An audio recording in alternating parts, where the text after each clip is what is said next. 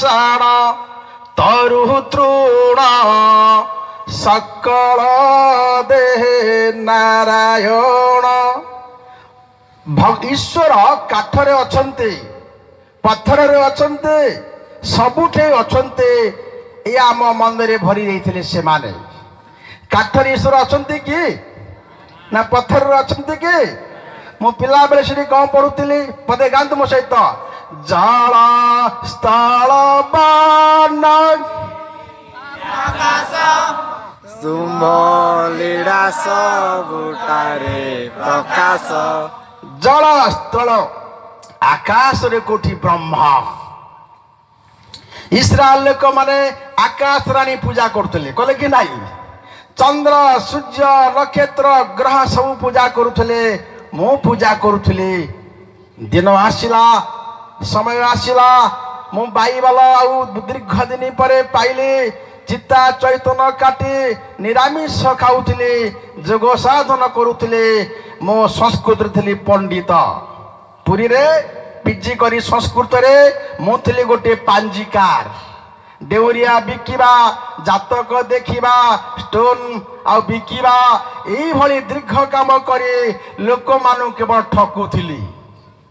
ପ୍ରିୟ ଭାଇ ଭଉଣୀ ମାନେ, ଏ ନକ୍ଷତ୍ର ଗ୍ରହ ପାଞ୍ଜି ଡେଉରିଆ କାହା ଜୀବନକୁ ବଦଳେଇ ପାରିବ ନାହିଁ। ଯଦି ବଦଳେଇବେ, ଈଶ୍ୱର କେବଳ ବଦଳେଇବେ। ହାଲେଲୁୟା। ଦିନ ଆସିଲା, ଯୀଶୁ ପ୍ରଭୁଙ୍କୁ ଗ୍ରହଣ କଲେ। ମୁଁ ଏତେ ଧର୍ମଶାସ୍ତ୍ର ପଢି ପଣ୍ଡିତ ହୋଇଥିଲେ, ଯେତେବେଳେ ବାଇବଲ ପଢିଲେ ମୋ ଗୁଣ ଗାରିମା କ୍ୱାଲିଟି କ୍ୱାଣ୍ଟିଟି ଯୀଶୁଙ୍କ ଆଗରେ ହାରିଗଲା। ମୁଁ ଲେଖିଲି, ଅନେକ ଧର୍ମଶାସ୍ତ୍ର ମୁଁ କଲି ଗବେଷଣା, ସବୁ ଧର୍ମ ଶାସ୍ତ୍ର ପଢି ହୋଇଥିଲି ବଣା। ଶେଷ ଆସି ଆଗୋ ଶେଷ ଆସି ଗୋ ବାଇବଲ ଖୋଲିଦେଲା ଆଖି। ଯେ ବାଇବଲ ମୋର ଆଖି ଖୋଲି ଦେଇଥିଲେ। ମୋ ସତ୍ୟ ଈଶ୍ୱର କିଏ ଜାଣିପାରୁନଥିଲେ। ମିଥ୍ୟା ମାନଙ୍କୁ ପୂଜା କରୁଥିଲେ। ଯୋଉମାନେ ସମୁଦ୍ରରେ ଚାଲି ପାରିଲେନି, ଜୀବନରେ ଉଠି ନାହାନ୍ତି, ହାଣିଦେଲେ, ମାରିଦେଲେ, କିଏ କାହା ଜୀବନ ଦେଇପାରି ନାହାନ୍ତି। ଯୀଶୁ ପ୍ରଭୁ ନିଜେ ସମୁଦ୍ରରେ ଚାଲିଲେ, ପାଠ ନ ପଢି ପଣ୍ଡିତ ହେଲେ, ନିଷ୍ପାପୀ ଦେଖାଗଲେ ଏବଂ ନିଜେ ନଦୀରେ ଚାଲିଲେ, ନିଜେ ମୃତ୍ୟୁକୁ ମାରି ମୃତ୍ୟୁଞ୍ଜୟୀ ହେଇ ସ୍ୱର୍ଗାରୋହଣ କଲେ। ସେ ଥିଲେ ମରଣ ବିଜୟୀ, ସେ ଥିଲେ ସ୍ରଷ୍ଟା। ମସିହରୁ ମସିହା ହେଇଗଲା, ଖ୍ରୀଷ୍ଟରୁ ଖ୍ରୀଷ୍ଟାବ୍ଦ ହେଇଗଲା। 2023 ବର୍ଷ ତଳେ ଏସିଆ ମହାଦେଶର ବେଥଲେହେମରେ, ପୃଥିବୀର ସେଣ୍ଟର କେନ୍ଦ୍ରରେ ଜନ୍ମ ନେଇଥିଲେ ସାରୋଣର ଗୋଲାପ। ଏବଂ ତାଙ୍କ ନାମରେ ତାରିଖ ତିଆରି ହେଲା। ସେ ତାରିଖର ସ୍ରଷ୍ଟା ହେଇଗଲେ। ଯୀଶୁଙ୍କ ନାମରେ ରବିବାର ଛୁଟି ହେଲା ସମଗ୍ର ବିଶ୍ୱରେ।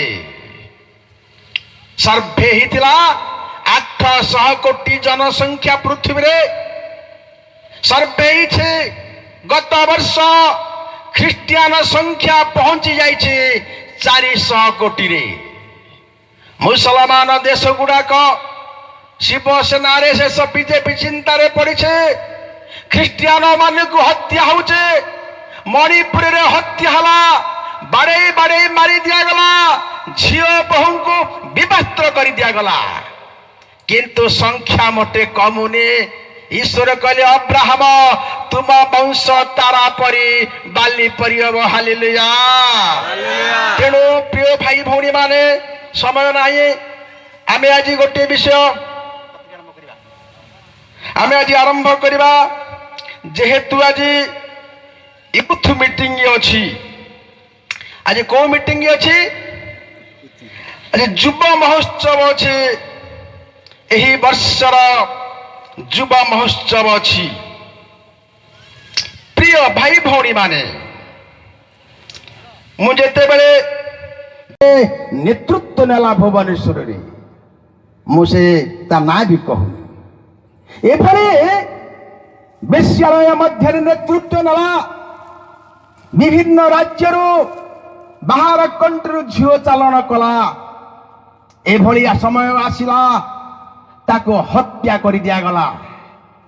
କହିବାର କଥା, ହେ ଭାଇ ଓ ଭଉଣୀମାନେ, ଆଜି ପୃଥିବୀରେ ଖ୍ରୀଷ୍ଟିଆନ ଏତେ ସଭ୍ୟ, ଏତେ ଉନ୍ନତ, ଏତେ ଉତ୍ତରୋତ୍ତର ବିଜ୍ଞାନ, କମ୍ପ୍ୟୁଟର, ନେଟ୍, ଛୁଞ୍ଚିରୁ ପ୍ଲେନ୍ ସେମାନେ କରିଛନ୍ତି। ଆମେ ଯୀଶୁଙ୍କୁ ଗ୍ରହଣ କରି ଆଜି ଯୋଉ ବ୍ୟବସ୍ଥା ଦିଆହେଇଛି, ବିଧି ଦିଆହେଇଛି, ନିୟମ ଦିଆହେଇଛି, ପ୍ରତ୍ୟେକ ସଣ୍ଡେରେ ନିୟମାବଳୀ ପଠନ କରୁଛୁ, ଆମେ ଶୁଣୁଛୁ। ବାଇବଲ କହେ ଯୀଶୁଙ୍କୁ ଯେ ପାଇଅଛେ ସେ ଜୀବନ ପାଇଅଛି, ଯୀଶୁଙ୍କୁ ଯେ ପାଇନାହିଁ ସେ ଜୀବନ ପାଇନାହିଁ। ଯୀଶୁ ପ୍ରଭୁ ଯେ ଜଣେ ମାତ୍ର ବ୍ୟକ୍ତି ପୃଥିବୀର ଯେ ମୃତ୍ୟୁକୁ ଜୟ କରିଥିଲେ, ଯେ ସ୍ୱର୍ଗାରୋହଣ କଲେ, ଯେ ସ୍ୱର୍ଗ ଦ୍ୱାର ଖୋଲିଦେଲେ। ଯୀଶୁ ପ୍ରଭୁ କହିଲେ, ମୋ ହାତରେ ସ୍ୱର୍ଗ ପାତାଳର କଞ୍ଚି ଅଛେ, ମୁଁ ଯୁଗେ ଯୁଗେ ଜୀବିତ। ଯୀଶୁଙ୍କୁ ଗ୍ରହଣ କରେ ଆମକୁ ବ୍ୟବସ୍ଥା ଦିଆହେଇଛି, ସେ ବ୍ୟବସ୍ଥାକୁ ମାନିବାକୁ ପଡ଼ିବ। ଯେମିତି ସ୍ୱାମୀ ସ୍ତ୍ରୀ ବାହାହେଲା ପରେ ଆମେ କଣ କହିଛୁ ବାହାହେବା ଦିନ, ତମେ ମୋର, ମୋ ଜୋରେ କୁହ, ମୋ 2 ବର୍ଷ ପାଇଁ, 5 ବର୍ଷ ପାଇଁ, ନା 8 ଦିନ ପାଇଁ, ମୃତ୍ୟୁ ପର୍ଯ୍ୟନ୍ତ ସ୍ଥିର ରହିବା। କଳା ହଉ, ଗୋରା ହଉ, ରୁଗ୍ନ ହଉ, ମୋର ପୁଅ ହଉ କି ଝିଅ ହଉ ନ ହଉ, ମୋ ସତୀତ୍ୱକୁ ବଞ୍ଚେଇକି ରଖିବି ମରିବା ପର୍ଯ୍ୟନ୍ତ। ଯୀଶୁଙ୍କୁ ଯେତେବେଳେ ଆମେ ଗ୍ରହଣ କରିଛୁ, ବିଶ୍ୱାସ କରିଛୁ, ଏ ରାଜ ରାସ୍ତାକୁ ଆସିଛୁ, ଆମକୁ ନିୟମରେ ବନ୍ଧାବାକୁ ପଡ଼ିବ। ମଣିପୁରରେ ହଜାର ହଜାର ଖ୍ରୀଷ୍ଟିଆନ ମାନଙ୍କୁ ହତ୍ୟା ହେଲା, ବାଡ଼େଇ ବାଡ଼େଇ ମାରି ଦିଆଗଲା, ନାରୀମାନଙ୍କୁ ଭଉଣୀମାନଙ୍କୁ ବିଭକ୍ତ କରି ଦିଆଗଲା, ଲଙ୍ଗଳା କରି ଚଲେଇ ଦିଆଗଲା। ସେଠାକାର ସ୍ଥାନୀୟ ଖ୍ରୀଷ୍ଟିଆନ ମାନେ ଯୀଶୁଙ୍କୁ ଛାଡ଼ିଲେ ନାହିଁ। ଆସୁ ଦୁଃଖ, ଆସୁ ନିନ୍ଦା, ଆସୁ ମୃତ୍ୟୁ, ଯୀଶୁଙ୍କୁ ଆମେ ଭୁଲିବୁ ନାହିଁ। ଯୀଶୁ ପା ସେଦିନ କହିଥିଲେ, ମୋ ପୁନରୁତ୍ଥାନ ଓ ମୋ ଜୀବନ, ଯେ ବିଶ୍ୱାସ କରି ମରେ ସେ ଆଉ ଥରେ ବଞ୍ଚିବ। ତେଣୁ ବନ୍ଧୁଗଣ, ଆମେ ନିୟମ ଦିଆହେଇଛି, ଆମ ନିୟମକୁ ମାନିବା। ଆମେ କଣ ଗୀତ ଗାଉଛୁ? ଯେତେବେଳେ ନେଉଛୁ ପ୍ରଭୁ ବୋଝ, କଣ ଗୀତ ଗାଉଛୁ? ପାଳିବି ମୋ ଏ ନିୟମ ଯୀଶୁ କରି ସ୍ମରଣ, କହୁଛୁ କି ନାଇଁ? ଆମେ ନିୟମ ମାନିବା। ଆମେ ଦେଖିବା ଗୋଟେ ପଦ କଣ କରୁଥିଲେ ସେଦିନ ମୂଷା, ଦ୍ୱିତୀୟ ବିବରଣ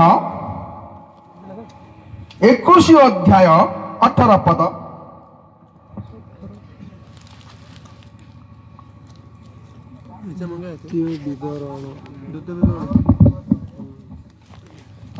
ପଠନ କରିବା।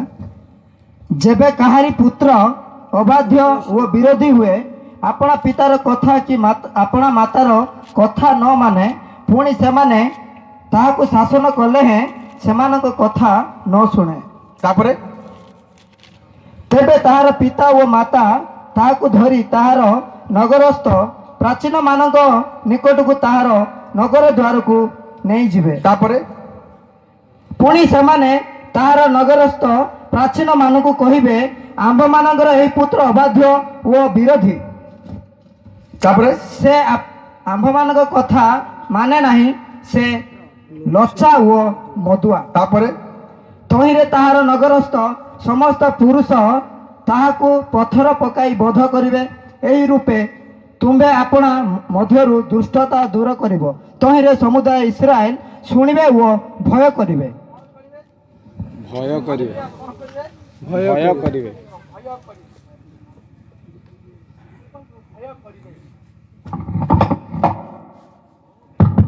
ଯଦି କାହାର ପୁଅ ଝିଅ କାହା କଥା ମାନିବେନି? ବାପା ମା ପ୍ରଥମ ଦେବତା। ସେ ଶାସ୍ତ୍ରରେ ଲେଖା ହେଇଛି କ'ଣ? ଆଉ ପିତା ମାତା ହଉଛନ୍ତି ପ୍ରଥମ ଆମର ଦେବତା। ପିତା ମାତା ସୁକଲ୍ୟାଣେ ପୁତ୍ର ହୁଏ ସୁଖୀ। ପୁତ୍ର ଯଦି ସୁଖୀ ହୁଏ କୁଳ ଧର୍ମ ରଖି। ବାପା ମା କଥା ମାନିବନି, ମଣ୍ଡଳୀ କଥା ମାନିବନି, ବ୍ୟବସ୍ଥା ମାନିବନି, ଯେତେ ଶିକ୍ଷା ଦେଲେ ଶୁଣିବନି। ସେମାନେ ପ୍ରାଚୀନ ମାନଙ୍କ ପାଖକୁ ନେବେ, ପଚାରିବେ ତୁମେ କେତେ ଦିନ ଭିତରେ ପରିବର୍ତ୍ତନ ହବ। ଶିକ୍ଷା ଦେବେ, ବୁଝେଇବେ। ଯେତେବେଳେ ଟାଇମ ପାସ୍ କରିବ ତାଙ୍କୁ ସର୍ବସାକ୍ଷାତରେ ପଥର ପକାଇ ହତ୍ୟା କରିବେ। ଲୋକମାନେ ଭୟ କରି ମନ୍ଦରୁ ଦୂରେଇବେ। ହାଲେଲୁୟା। ଆଜି ନାହିଁ ସେ ଦଣ୍ଡ, ନାହିଁ ସେ ଫାଶୀ, ନାହିଁ ସେ କଳା ପାଣି, ନାହିଁ ସେ ଶୂଳି, ନାହିଁ ଆଜି ଜେଲ ନାହିଁ। ଆଜି ମଣିଷ ମର୍ଡର କଲା 8 ଦିନ ପରେ ବେଲ, ଚୋରି କଲା ବେଲ, ଗଞ୍ଜେଇ ବିକିଲା ବେଲ। ପ୍ରଶାସନ, ପୋଲିସ ବାହିନୀ, ଲ, ଓକିଲ ଆଉ ଜଜ ଛାଡ଼ି ଦିଅନ୍ତି। ସେମାନେ ରଖିପାରୁ ନାହାନ୍ତି। ଦଣ୍ଡ ନାହିଁ। ଦଣ୍ଡ ନଥିବାରୁ ଆଜି ବ୍ୟବସ୍ଥା ଭୁଷୁଡ଼ି ଯାଇଛି। ଆଇନ କାହିଁ ଭାଙ୍ଗି ଯାଇଛି? ଆଜି ବ୍ୟବସ୍ଥା ନାହିଁ ବୋଲି କ୍ରାଇମ ଦେଶରେ ରାଜ୍ୟରେ ବଢୁଛି। ଯାଅ ଦେଖିବ, କମ୍ୟୁନିଷ୍ଟ ସରକାର ଅଛି ଚାଇନା। ଚାଇନା ହଉଛି କମ୍ୟୁନିଷ୍ଟ ଗଭର୍ଣ୍ଣମେଣ୍ଟ। ସଙ୍ଗେ ସଙ୍ଗେ ଯିଏ ଯେମିତି ଦୋଷ କରିବ ସଙ୍ଗେ ସଙ୍ଗେ ଦଣ୍ଡ। ତା ଗଭର୍ଣ୍ଣମେଣ୍ଟ ହଉଛି କମ୍ୟୁନିଷ୍ଟ ପାର୍ଟି, ସଙ୍ଗେ ସଙ୍ଗେ ଦଣ୍ଡ। ଇଣ୍ଡିଆରୁ ତା ଜନସଂଖ୍ୟା ଅଧିକ, ଅର୍ଥାତ ସେ ଦଣ୍ଡ ଆଜି ନାହିଁ। ଆମ ପ୍ରଶାସନ କୋହଳ ହେଇଗଲା, ଆଇନ କୋହଳ ହେଇଗଲା, ଲୋକ ସୁଧାରିଲେ ନାହିଁ। ଦିନ ଥିଲା ଦଣ୍ଡ ଦିଆହଉଥିଲା ଇସ୍ରାଏଲ ଲୋକମାନଙ୍କୁ। ଦିନ ଥିଲା ସମଗ୍ର ବିଶ୍ୱକୁ ଶାସନ କରିଥିଲେ ଇଂରେଜ ମାନେ, ଦଣ୍ଡ ଦଉଥିଲେ, ଭୟ ଦେଖାଉଥିଲେ। ଆଜି ସେ ଭୟ ଅଛି ନା ଭ୍ରାନ୍ତି ଅଛି? ଆଉ କିଛି ନାହିଁ। ସେଥିପାଇଁ ବିଧି ବ୍ୟବସ୍ଥା ଦିଆହେଲା।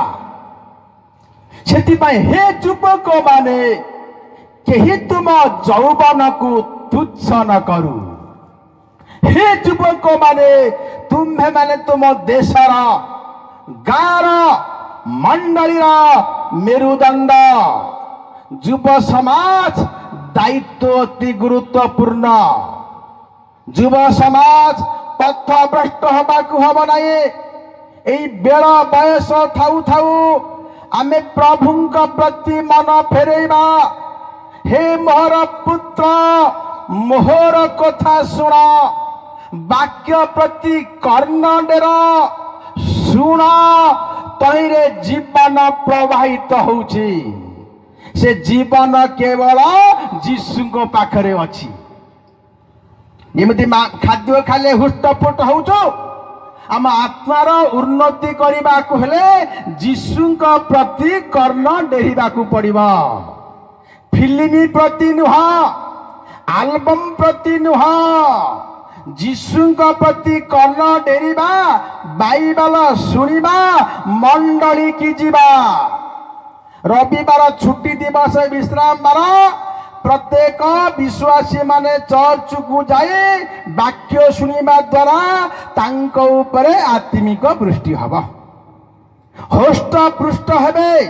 ଆମେ ଦାୟିତ୍ୱ ମଣ୍ଡଳୀ ପ୍ରତି ମନୋଯୋଗୀ ହବା, ପିତା ମାତାଙ୍କ ପ୍ରତି ମନୋଯୋଗୀ ହବା, ପ୍ରଭୁଙ୍କ ଦାସମାନଙ୍କ ପ୍ରତି ମନୋଯୋଗୀ ହବା, ପ୍ରାର୍ଥନାଶୀଳ ଜୀବନ କାଟିବା, ବାଇବେଲ ଅଧ୍ୟୟନ କରିବା। 3ଟି ସୋପାନ ଖ୍ରୀଷ୍ଟ ବିଶ୍ୱାସୀ ପାଇଁ ତା କ'ଣ ସହଭାଗିତାର ଜୀବନ, ପ୍ରାର୍ଥନାଶୀଳ ଜୀବନ, ଅଧ୍ୟୟନ ଜୀବନ। ବାଇବେଲ ପଢିବା, କାରଣ ସେଠି ଜୀବନ ଅଛି। ସେ ଗୋଟେ ଦର୍ପଣ, ସେ ବାହାର ଭିତର ଦେଖେଇ ଦେବ, ଉତ୍ତମ ପଥକୁ କଢେଇ ନେଇଯିବ। ସେଥିପାଇଁ ବିଧି ବ୍ୟବସ୍ଥା ଦିଆହେଇছে। କିପରି ଈଶ୍ୱରଙ୍କ କଥା ମାନିବ, ବାପ୍ତିସ୍ମ ନେବ, ପ୍ରଭୁ ଭୋଜ ଖାଇବ, କଣ ଛୁଇଁବନି, କଣ ଖାଇବନି, କେମିତି ଡ୍ରେସ ପିନ୍ଧିବ, କିପରି ଚାଲିବ, ଆପଣଙ୍କୁ ବର୍ଷ ବର୍ଷ ଶିକ୍ଷା ଦିଆହଉଛି ଚର୍ଚ୍ଚରେ। ସେଥିପାଇଁ ଆମେ ସେ ବ୍ୟବସ୍ଥାକୁ ମାନିବା, ଆଇନରେ ବନ୍ଧା ପଡ଼ିଯିବା, ଆଇନ କି ମାନିବା, ତାହେଲେ ପ୍ରଭୁ ଆମକୁ ତାଙ୍କ ପଥରେ କଢେଇ ନେଇଯିବେ। ଦେଖିବା ପ୍ରଥମ ପିତର 2 ଅଧ୍ୟାୟ 21 ପଦ।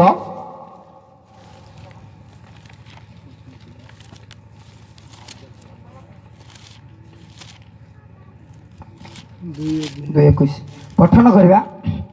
ଏଥି ନିମନ୍ତେ ହିଁ ତୁମ୍ଭେମାନେ ଆହୁତ ହୋଇଅଛ, କାରଣ ତୁମ୍ଭେମାନେ ଯେପରି ଖ୍ରୀଷ୍ଟଙ୍କର ପଦ ଚିହ୍ନ ଦେଇ ଗମନ କର, ସେଥିପାଇଁ ସେ ମଧ୍ୟ ତୁମ୍ଭମାନଙ୍କ ନିମନ୍ତେ ଦୁଃଖ ଭୋଗ କରି ତୁମ୍ଭମାନଙ୍କୁ ଗୋଟିଏ ଆଦର୍ଶ ଦେଖାଇ ଦେଇ ଯାଇଅଛନ୍ତି। ହାଲେଲୁୟା।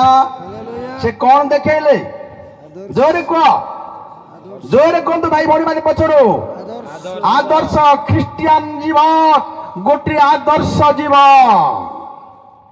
ଧନୀ ଗରିବ କଳା ଗୋରା ଏଠି କୁହା ହଉନି, ତେବେ ଚାଳ ଘର କର କୋଠା ଘର ସେଟା କୁହା ହଉନି। ଆମ ଜୀବନ ଗୋଟିଏ ଆଦର୍ଶ ଜୀବନ।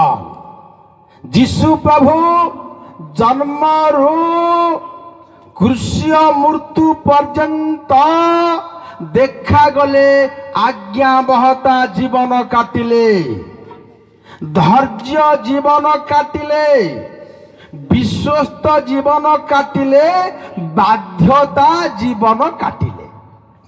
କହନ୍ତିନି ସେ କେଡ଼େ ଅବାଧ୍ୟ ପୁଅ ହବ, କହନ୍ତିନି ସେ କେଡ଼େ ଅବାଧ୍ୟ ଝିଅ। କାହିଁ କହନ୍ତି? ବାଧ୍ୟତା ଜୀବନ ଦରକାର। ଆମେ ବାଧ୍ୟତା ଜୀବନ ସବୁ କ୍ଷେତ୍ରରେ, ସ୍ୱାମୀ ସ୍ତ୍ରୀରେ ହଉ, ପରିବାରରେ ହଉ, ମଣ୍ଡଳୀରେ ହଉ, ବାଧ୍ୟତା ଜୀବନ। এই ବାଧ୍ୟତା ହଉଛି ଗୋଟିଏ ଲ ବା ନିୟମ। ବିଶ୍ୱସ୍ତ, ଆଜ୍ଞାବହ, ଧୈର୍ଯ୍ୟ, এই 4ଟି ସୋପାନ ଆମ ପାଇଁ ନିୟମ ଦିଆଯାଇଛି। ନିୟମ ମାନିବା। ମୁଁ ଯାଇଥିଲି ଗୋଟେ ସଭାକୁ, ମୁଁ ଦେଖିଲି ସେଇ ସଭାରେ ଅନେକ ଲୋକ ଆସିଛନ୍ତି। କିଏ ପୁଅ କିଏ ଝିଅ ସେମାନଙ୍କୁ ଚିହ୍ନିବା ଟିକେ କଷ୍ଟ ହେଲା। ଏମିତି କଷ୍ଟ ହେଲା ଯେ ତାଙ୍କ ବେଶ ପୋଷାକ ଦେଖି ଜାଣି ହଉନି। ଝିଅ ମାନଙ୍କର ସବୁ ଜିନ୍ସ ପ୍ୟାଣ୍ଟ, ପୁଅ ମାନଙ୍କର ଚୁଟି ଅଲଗା କଟା ହେଇଛି, କାନ ଫୋଡା ହେଇଛି। ତାଙ୍କର ମୁଁ ଆଚାର ବ୍ୟବହାର ଦେଖିଲି। ସେଠି ମୋବାଇଲ ଫୋନ ପାଗଳ ମାନଙ୍କୁ ଦେଖିଲି। ସେଠି ଯୋଉ ମିଟିଂ ହଉଥିଲା ସେଠି ଦେଖିଲେ ଖ୍ରୀଷ୍ଟଙ୍କୁ ଗ୍ରହଣ କରିଥିବା ଯୁବକ ଯୁବତୀ ମାନଙ୍କର ଜୀବନ ଧାରା, ପିନ୍ଧିବା ଶୈଳୀ, କଥାବାର୍ତ୍ତା, ଆଚରଣ, ଉଚ୍ଚାରଣ ଏକ ସ୍ୱତନ୍ତ୍ର ହେବାକୁ ପଡ଼ିବ। ମୁଁ ଦେଖିଲି, ଗାଇଥିଲି, ଯୁବକ ଯୁବତୀ କଥା କହିବି କଣ, ଯୁବକ ଯୁବତୀ ମନ ହୁଏ ଛନ ଛନ, ଯୌବନନ୍ତ ପୋଡ଼ିଗଲେ କେହି କେବେ କହିପାରେ ନା, ଯୌବନନ୍ତ ଭାଙ୍ଗିଗଲେ ଆଉ ଥରେ ଯୋଡ଼ି ହୁଏ ନା। ଯୌବନ ଭାଙ୍ଗି ଦେଇଛି କେତେ ଘର ଦ୍ୱାର, ଯୌବନ ଆଣି ଦେଇଛି ପୁଣି ବିପ୍ଳବର ବଳ। ଏ ଯୌବନ ପରା ପିତା ମାତା ଭାତା ଭଗୀ କିଛି ମାନେ ନାହିଁ। ଏ ଯୌବନ ପରା ଧର୍ମ ଜାତି କୁଳ ସବୁ ଲଙ୍ଘି ନେଇଥାଏ। ହେ ଯୁବକ ଯୁବତୀ ମାନେ ମୋର କଥା ଶୁଣ, ମୋବାଇଲ ଫୋନକୁ ଜାଗ୍ରତରେ ଧର। ଆମକୁ ବାଧ୍ୟତା ଜୀବନ, ବିଶ୍ୱସ୍ତ ଜୀବନ, ଆଜ୍ଞାବହ ଜୀବନ, ଧୈର୍ଯ୍ୟର ଜୀବନ କାଟିବାକୁ ପଡ଼ିବ। ହେ ମୋର ପୁତ୍ର, ବ୍ୟବସ୍ଥା ପାଶର ନାହିଁ। ଜଣେ ପୁଅ କି ଝିଅର ବୟସ ହଉନି, ବିଧି ବ୍ୟବସ୍ଥା କ'ଣ? ଝିଅର କେତେ ବର୍ଷରେ ବାହା ହବ? କେତେ ବର୍ଷ ପରେ? 18 ବର୍ଷ ପରେ ଝିଅ। ପୁଅ 21। ଆଜି କ'ଣ ହଉଛି? ମାନେ ଯୌବନ ଆରମ୍ଭ ହଉ ସେ କଡ଼ି ଧରୁ ଧରୁ ଏମାନେ ବ୍ୟସ୍ତ ହୁଅନ୍ତି ବାହା ହେବାକୁ। ବ୍ୟସ୍ତ। ଆମ ଶରୀରର ଗଠନ ହବ, ଯୋଡ଼େ ଝିଅର ମାତୃଗୃହ ସମାପ୍ତି ହବ, ତାପରେ ବାଜା ବାଜିବ, ଭୋଜି ହବ, ସେଇ ବାହାଘର ଉତ୍ତମ ବାହାଘର ବୋଲି ବିଖ୍ୟାତ ହବ।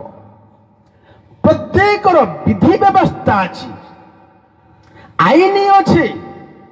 ଆଜି ଏଭଳି ଯୁବ ସମାଜ ପଥଭ୍ରଷ୍ଟ, ଯୌନ ସମ୍ଭୋଗ, ମଦ୍ୟପାନ, ରଙ୍ଗ ରସରେ ବୁଡ଼ି ଯାଇଛନ୍ତି, ତାର ହିସାବ ନାହିଁ। ଅଳ୍ପ ଦିନ ଆମେ ଦେଖୁଥିଲୁ ନ୍ୟୁଜରେ, ଭଦ୍ରକରେ ଜଣେ ଲେଡି, ସେ ଘରେ ଅଛନ୍ତି, ତାଙ୍କର ଛୋଟ ଛୁଆଟେ 2 ବର୍ଷର 2.5 ବର୍ଷ ଛୁଆ ହବ, ସେ ଘରେ ଖେଳୁଛି, ତା ସ୍ୱାମୀ ଡ୍ୟୁଟିକି ପଳେଇଛି। ଏ ସ୍ତ୍ରୀ ଲୋକ ମୋବାଇଲରେ କାନରେ ଦେଇକିରି କ'ଣ ଚାଟିଂ କରୁଛି କି ଚେଟିଂ କରୁଛି। ଚାଟିଂ କରୁ କରୁ ସେ ପୁଅଟି ଯାଇକି ବାରିପଟ କୂଅରେ ପଡ଼ିଯାଇଛି। ଅର୍ଥାତ ଯୋଉଥିପାଇଁ ମୋବାଇଲ ହେଇଛି ତାକୁ ଆମେ ଆବଶ୍ୟକ ତଳେ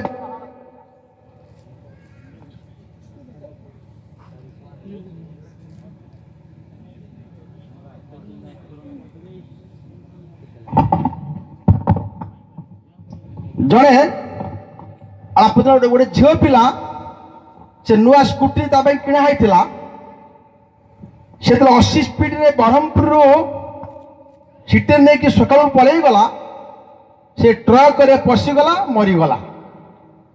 ତାର 4 ଦିନ ହେଲା ସେଠି ଯାଇଥିଲି ମୁଁ, କବିତା ଗୋଟେ ଗାଇଲି, ପ୍ରବନ୍ଧ ଗୋଟେ ଗାଇଲି, ତା ଉପରେ ଗାଇଲି।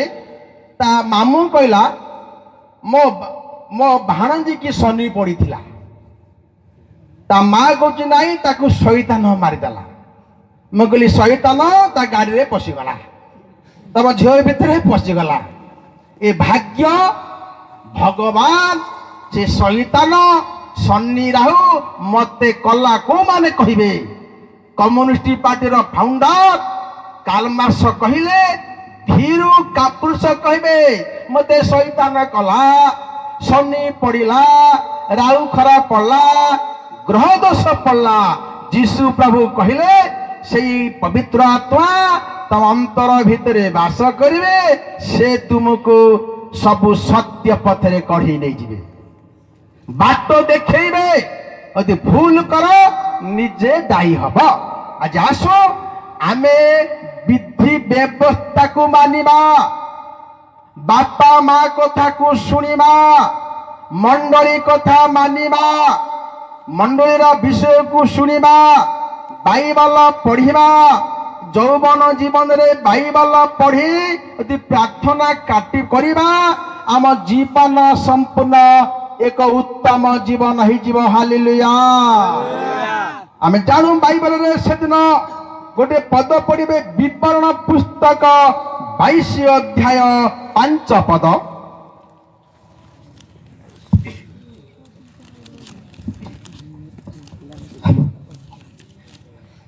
ପଠନ କରିବା, ଯାହା ପୁରୁଷର ତାହା ସ୍ତ୍ରୀ ପିନ୍ଧିବ ନାହିଁ, କି ହବା ସ୍ତ୍ରୀର ପୋଷାକ ପୁରୁଷ ପିନ୍ଧିବ ନାହିଁ, କାରଣ ଯେ କେହି ତାହା କରେ ସେ ସଦାପ୍ରଭୁ ତୁମ୍ଭ ପରମେଶ୍ୱରଙ୍କ ଘୃଣା ଯୋଗ୍ୟ ଅଟେ। ଏବେ ଆଇନ ଗୋଟେ ଲାଗିଛି ପୁରୀ ମନ୍ଦିରରେ। କ'ଣ ଲାଗିଛି? ଅଧା କଟା ଡ୍ରେସ ପିନ୍ଧିଥିବା ବ୍ୟକ୍ତି ମନ୍ଦିରରେ ପଶି ପାରିବ। ଆଇନ ହେଇଛି କି ନାହିଁ? କାହିଁ କରିଦେଲେ ଦେଖନ୍ତୁ, ଅଧା କଟା ଡ୍ରେସ, ଅଧା କଟା ଡ୍ରେସ ପିନ୍ଧିଲେ ଭଲ ଲାଗିବ କି? କୁହନ୍ତୁ, ଭଲ ଲାଗିବ କି? ମୁଁ ଯାଇଥିଲି ଗୋଟେ ଜାଗା, ମୁଁ ସେ ଜାଗା ନା କହୁ। ବାପା ମା ଚାକିରିଆ ଉଭୟ, ଗୋଟିଏ ପୁଅ ଯାଇକି ପଢୁଥିଲା, ନାଗାଲାଣ୍ଡରେ ପଢିଲା, ଟ୍ରେନିଂ କଲା, ପଢିଲା, ପଢୁ ପଢୁ ପାସ୍ କଲା। ନେଟରେ କ'ଣ କରୁଛି, ଗୋଟେ ଝିଅକୁ ଲାଇକ୍ କରୁଛି। ନେଟରେ ଦେଖ, ନେଟରେ ଭଲ ପାଇଗଲା। ତାକୁ ନେଟରେ ହିଁ ବାହାଇଛି, ଦେଖିନି କିଛି କରିନି।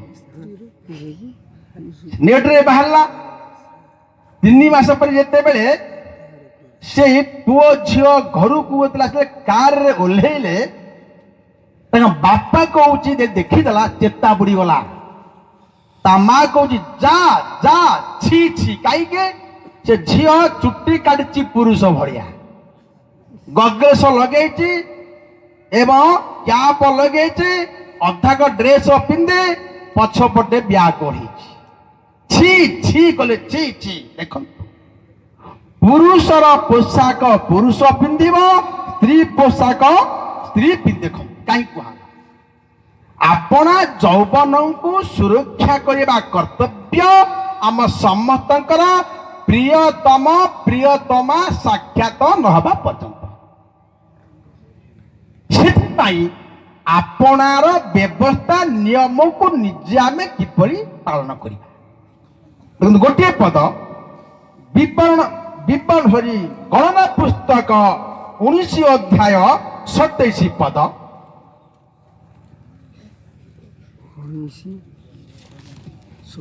ପଠନ କରିବା।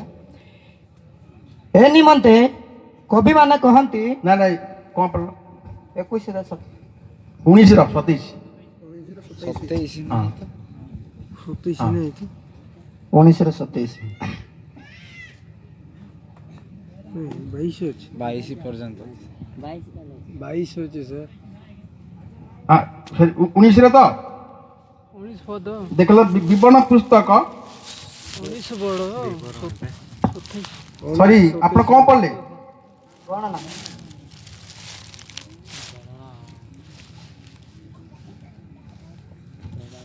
ଦେଖିବେ ଗଣନା ପୁସ୍ତକ ତାର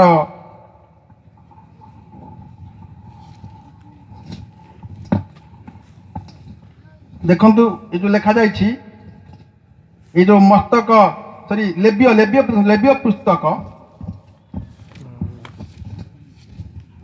ଦେଖି ଲେବ୍ୟ ପୁସ୍ତକ ତୁମେ ମସ୍ତାକାର কোণ, হ্যাঁ দেখুন ଟିକେ, হ্যাঁ সেই 19 রে ଦେଖିବ 27 ପଦ। ପଠନ କରିବା। ହଁ, ତୁମ୍ଭେମାନେ ଆପଣ ଆପଣା ମସ୍ତକର କୋଣ ସବୁ ଗୋଲାକାର କରିବ ନାହିଁ, କି ଅବା ଆପଣ ଆପଣା ଦାଢ଼ିର କୋଣ ମୁଣ୍ଡନ କରିବ ନାହିଁ। ଦେଖନ୍ତୁ ଯାହା ନିୟମ ବିରୁଦ୍ଧ ଆପଣା ଆପଣା ମସ୍ତକ କୋଣ ସବୁ ଗୋଲାକାର କରିବା ଆଇନ ଥିଲା। ଇସ୍ରାଏଲ ଲୋକମାନଙ୍କୁ ଆମକୁ ଦିଆଲା ସେ କଥା, ପୁରୁଷ ପୁରୁଷ ପରି ରହିବ, ଯୁବକ ଯୁବକ ପରି ରହିବ, ବୃଦ୍ଧ ଲୋକ ବୃଦ୍ଧ ପରି ରହିବ, ବୁଢୀ ଲୋକ ବୁଢୀ ପରି ରହିବ, ସ୍ତ୍ରୀ ସ୍ତ୍ରୀ ପରି ରହିବ। ଆମେ କଣ ଦେଖୁଛୁ? ମସ୍ତକ ଗୋଲାକାର କରିବାଟା, ଚାରିପଟେ ଲଣ୍ଡା ହବାଟା, ମଝିରେ ରଖିବାଟା, ଛେଳି ଭଳିଆ ବୋଦା ଭଳିଆ ଦାଢି କରିବାଟା ଆମେ ଦେଖୁଛୁ କି ନାଇଁ? ଏହା ହଉଛି ସାମାଜିକ ବିରୋଧୀ। ଆମେ ସାମାଜିକ ବିରୋଧ କରୁଛୁ, ସେଥିପାଇଁ ଆମକୁ ନିୟମରେ ବନ୍ଧାବ। ସାମସନ କଣ କୁହାଲା? ହେ ମୋର ପୁତ୍ର, ତୁମେ ତମ ଚୁଟି କାଟିବ, କୁହାହେଇଥିଲା ଚୁଟି କାଟିବ ନାହିଁ, ମନ କଥା ଖୋଲିକି କାହାକୁ କହିବ ନାହିଁ। ତୁମେ ପାଠ ପଢ, ଶିକ୍ଷିତ ହୁଅ, ବଡ ମଣିଷ ହବ, ନିୟମ ସିନ୍ଧୁକକୁ ଉଦ୍ଧାର କରିବ ପଲେଷ୍ଟିୟ କବଳ।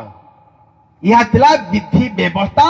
ମାଣ୍ଡଳିକ କ୍ଷେତ୍ରରେ ତୁମେ ଦାୟିତ୍ୱ ନେଇ ଦିନେ ମହାନ ହବ। ମଣ୍ଡଳୀ ଚାହିଁଥିଲା ଦିନେ ସାମସନ ନେତୃତ୍ୱ ନବ। ବାପା ମା ଚାହିଁଥିଲେ ମୋ ପୁଅ ଦିନେ ନେତା ହବ, ଆମ ଜାତି ପାଇଁ ଆମ ଧର୍ମ ପାଇଁ ଗୋଟେ ବିଜୟର ପତାକା ଉଡେଇବ। ଥିଲା କି ନାଇଁ? ଇଏ ପାଠ ପଢୁ ପଢୁ ପଢୁ ପଢୁ ଚଳଚଞ୍ଚଳ ହେଇଗଲା, ଈଶ୍ୱରକୁ ପଛ କରିଦେଲା, ବାପା ମାଙ୍କୁ ପଛ କରିଦେଲା, ମଣ୍ଡଳୀ କି ପଛ କରି ବିଧି ବ୍ୟବସ୍ଥାକୁ ନିୟମକୁ ଭାଙ୍ଗିଦେଲା। ଭାଙ୍ଗିଲା କି ନାଇଁ? ବାପା ମା କହିଲା, ବାପା ମତେ ପଲେଷ୍ଟିୟ କନ୍ୟା ଦିଅ। କୋଉ କନ୍ୟା ଦିଅ? ତୁ ତ ଜିହୁଦୀ ପିଲା, तो संस्कृति अलगा तू जिहुदी जातिर झील आणब से तो कुल को चिन्हिब तो वंश को चिन्हिब सम्मान दब चलचंचल हो गला किए सामसो केते बापा माँ कांदिले रचक कौन लिखिले कहे साम सोन वीर शुण पिता मोर गिर पलेष्टिय कन्या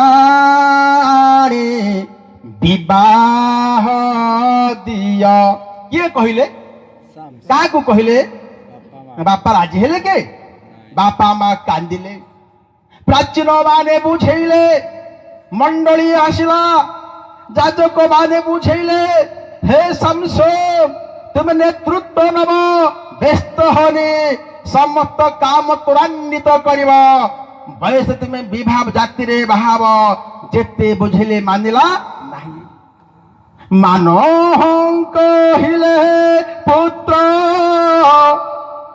पागल हेलु की सत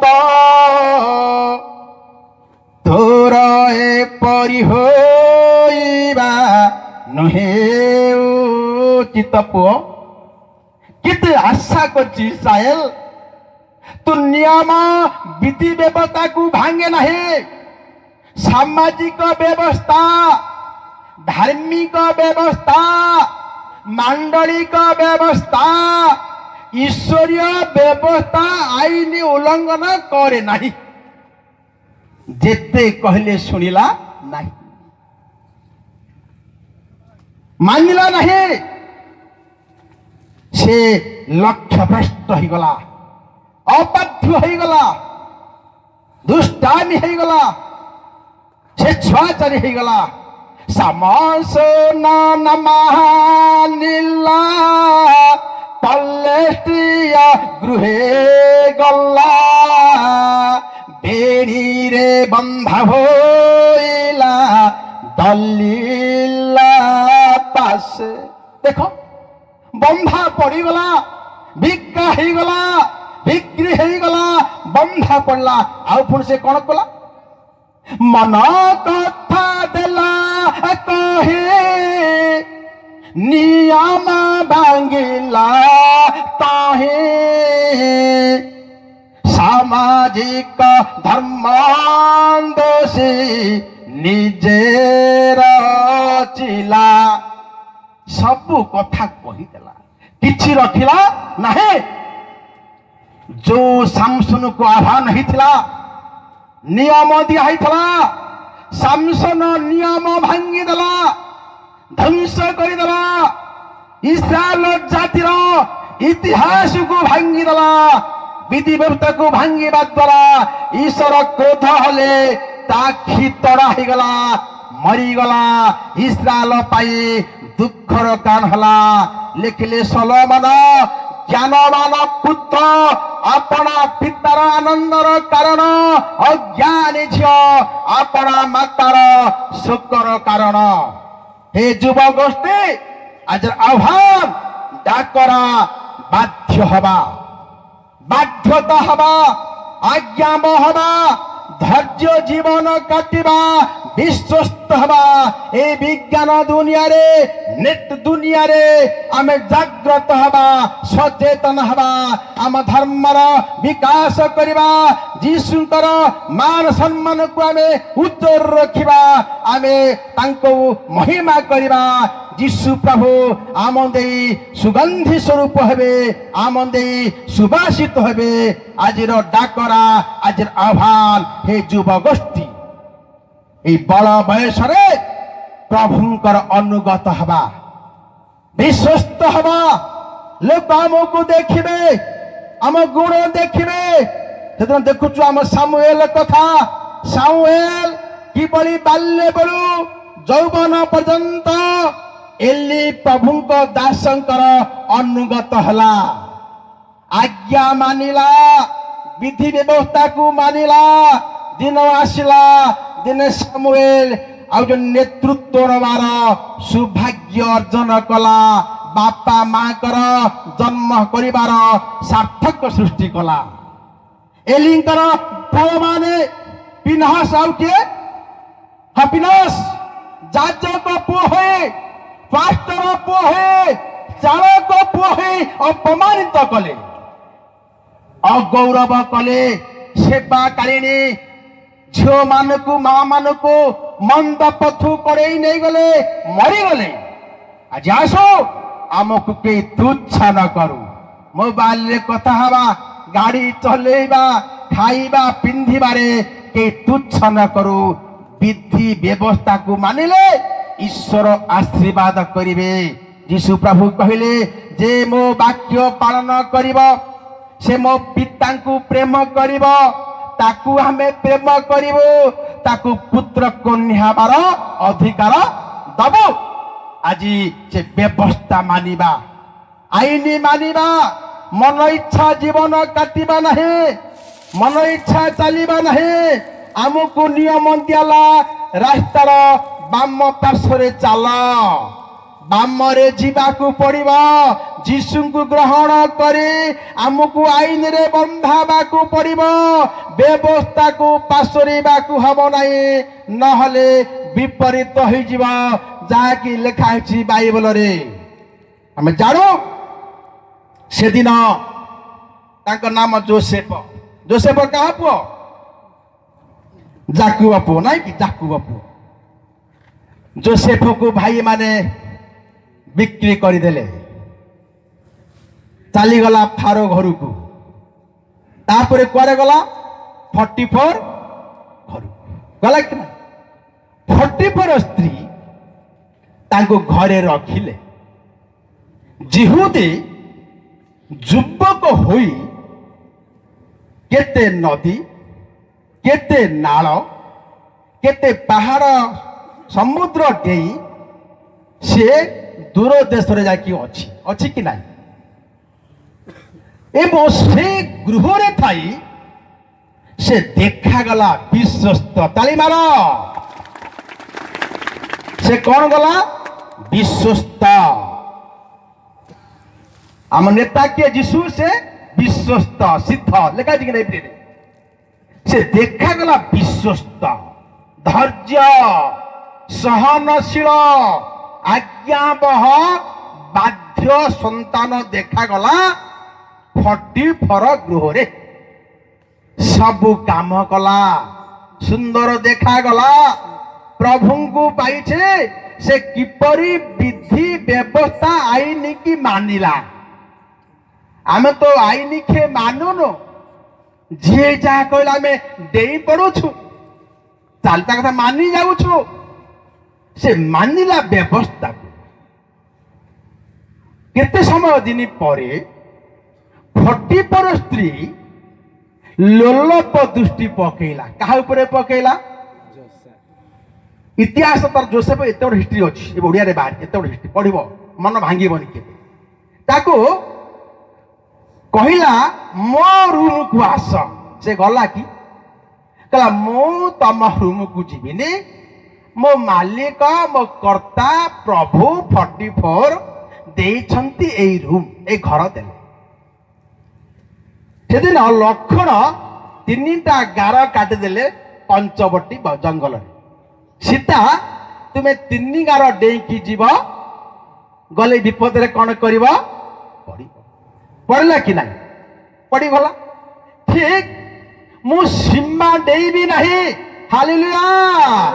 ଯୁବକ କେତେ ଭୟ କଲା ଈଶ୍ୱରଙ୍କୁ, ତା ମାଲିକକୁ କେତେ ଭୟ କଲା। ତା ମାଲିକ ଘରେ ଥିଲେ କି? ଘରେ ଥିଲେ କି? ବିଶ୍ୱସ୍ତ, ବିଶ୍ୱସ୍ତ ଯୋସେଫ, ଆଜ୍ଞାବହ, ଧୈର୍ଯ୍ୟ ଦେଖାଗଲା। ଫଟିଫର ସ୍ତ୍ରୀ ବନ୍ଧ୍ୟା, ପୁଅ ନାହିଁ କି ଝିଅ। କହିଲା ଟଙ୍କା ସୁନା ରୂପା ତମର ହେଇଯିବ, ମୋ ହାତରେ ହାତ ମିଳେଇ ଦିଅ। ଅଳ୍ପ ଦିନ ତଳେ କେନ୍ଦ୍ରାପଡ଼ା ରାଜନଗରରେ 4ଟାକର ମା, ତାର 3ଟା ଛୁଆ, ତା ପ୍ରେମିକର एमिति जघन्य पाप काम करी स्त्री ता स्वामी की हत्या करदेला मासे लागिला पुलिस किए मारला से पूजा काम करथला 4 टाकार जे पिलार बापा निज स्त्री प्रेमिका सहित मिसे शिवरात्रि दिन ताकू राजपथ साइट रे मारी देथिला मासक परे धरा पड़ला देखंतु केड़े विश्वास घातिनी से केड़े विश्वास घातिनी अर्थात 40 स्त्री टंका सुना घर तमर सब हब दिन आसीब मो स्वामी की बाटुरु हटई दबा अंदर खुशी होइछि कि नहीं आमे टंका पाइले पर अन्य को हत्या करूछु कि नहीं टंका पहला मुंड पूरा चेंज हो जाउछि जिते लोभ देखिले भी जोसेफ पाठ पढ़िथिला घरे 10 आज्ञा पढ़िथिला तार 10 आज्ञा मन रे थिला हालेलुया बापा माँ कथा मानिबा बापा माँ को सम्मान देखैबा बापा माँ कथा मन रे पढ़ुथिला दी दूर रे थिला ईश्वर को भय करुथिला सुदूर रे थाए तांको संगरे ईश्वर थिले सब लोभ देखेला ताकू छुई बाकू लागिला जोसेफ दूरे गले केही तमकु तुच्छ कौन लिखा जायछि 44 भार्या कहे जोसेफ सुन हे लाए तुम संगे हे मोर महामिलन टंका सुना सब निया मोर मन किणी दिया मोर मन वांछा कर हे पूर्ण किए कहला क्या को कहला हे युवक जोसेफ मो कथा मानी जा से राजी है से बापा माँ कथा मने पकेला बाइबल कथा मने पकेला मु 10 आज्ञा पढ़ी आईन 10टा नियम पढ़ी मो नियम को भांगी भी नहीं हालेलुया कटी बंधा थाऊ प्रदीप जलु थाऊ से पताका उड़ेला ध्वजा उड़ेला क्रूस उड़ेला कौन जोसेफ कहले माता बिक्री हेली मोहि सत तुम घरे खाद्य खाई हेली मनीष आउ कौन पदुटे कहले तुमे मोर माता अट मु मोर सुत एड़े बड़ पाप किया मुही करी माँ एते बड़ पाप मु करी पारिबी नाई से भय कला मांडलिक नियम बापा मां नियम स्वर्गीय नियम विधि विधान नियम को बांधिला देहरे बड़ी हो गला से खिट रूप वस्त्र पिंधि पकेला धाइला अटैक करिछे से रहिला के समसना नरहिला धाई धाई पड़ाइला अपना सुरक्षा निजे आपे रचिला से निज को सुरक्षा कला ढांकी पड़ेला अनेक कथा परे शेष रे कौन कहला लास्ट पद कौन से कहितला पिता मातांको आदेश करे मोते आंदोलित पर भार्या छुईबा नुहे उचित हे माँ पर धन पर स्त्री पर संपत्ति मु लोभ करिबि नाही मु विधि व्यवस्था रे पाठ पढ़ी शेष रे दिन आसिला जेल गला मिथ्या केस रे दिन आसिला मुक्त होला फारूक कहिले तुम्भा परी ज्ञानी एवं ईश्वर लोक काहू पाइबे तांको बेकरे सुनार हार पिंधे देले हालेलुया आस आस अनुग्रह पाइबा तुमे द्वितीय प्रधानमंत्री मिश्र हब कहीं के हे मोर पुत्र नियम भांग नहीं सबुर नियम अच्छे कथबार्ता हबार गाड़ी चलेबार पिंधिबार खाइबार देखिबार पढ़िबार कहिबार जीवार आसीबार सोईबार नियम अच्छी आमे जो ठीक टाइम रे खाइबा सुगार हब कि बीपी हब कि आमे सब नियम जासो नियम मानिबा सलमान कल नियम मान आम नियम मानिबा पारिवारिक व्यक्तिगत मांडलिक स्वर्गीय शारीरिक रे आशीर्वाद करी प्रभु नव जागरण दे स्वर्गीय पथरे कढ़े नहीं जीवे ये अल्प वाक्य रे प्रभु आशीर्वाद करंतु आ समय ना यदि समय थिला मो समय चाहूनी कारण गत वर्ष बोधे मार्च आमर ए डिसेम्बर प्रोग्राम होता चंद्रपुर पाखरे आमर गमांग महाशय आज्ञा आसी ना कि आज्ञा सब आसते सब आसते सब साक्षात्कार होता से भोजी खाइले सभा को जाऊ मु खुशी आसब खुशी आनंदित प्रभु आशीर्वाद करी तांको उत्तरोत्तर नव जागरण दिंतु यही 23 मसीहा विदाय नहीं जीव 24 मसीहा आम समस्त गोटे आशीर्वाद वर्ष हो नव जागरण वर्ष हो चारिआडे युद्ध चली विप्लव चली लोक माने बहुत मरुछन्ते 24 अंकटी आसु आम समस्त चलापथ को कुसमित करू यह मोर काम्य मोर प्रार्थना आ प्रत्येक मो भाई करिवे कारण मु तो सुनी जानी थिबे तमरो बाहागर बहुत देरी रे हला मो जदि मो आगरु आउ यीशु ग्रहण कले तापर परे यीशु को सेवा कार्य करिवार हाराहारी मो आउ 13 वर्ष परे मोर बाहागर हला टिकिरे जो शिक्षयित्री हत्या होइतला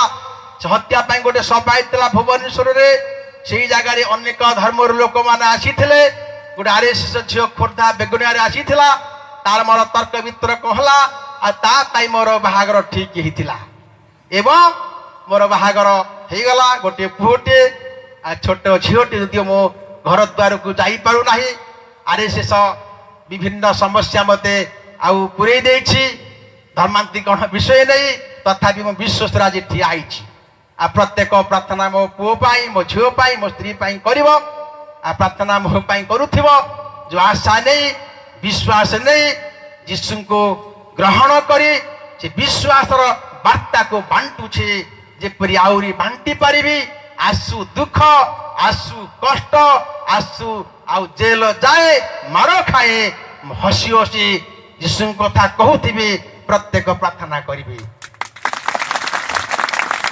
प्रभु इच्छा कले आउ केबे देखाबा नले स्वर्ग रे देखाबा मो कथा एते की फूल फुटे केतकी नमस्कार।